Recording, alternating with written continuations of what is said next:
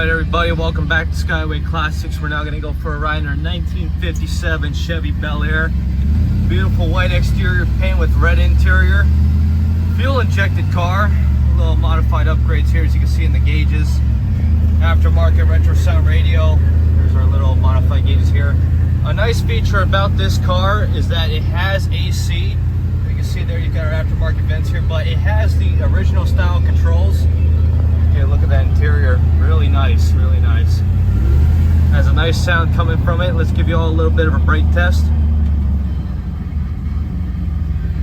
Brakes are really nice there.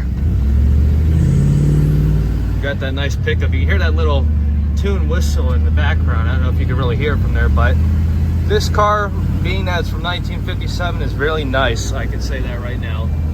Temperatures run just fine. Everything's run just fine as it should. But anyway, we're going to get her turned around up here, get her on the lift, let you guys take a look at the underneath. We'll see you there.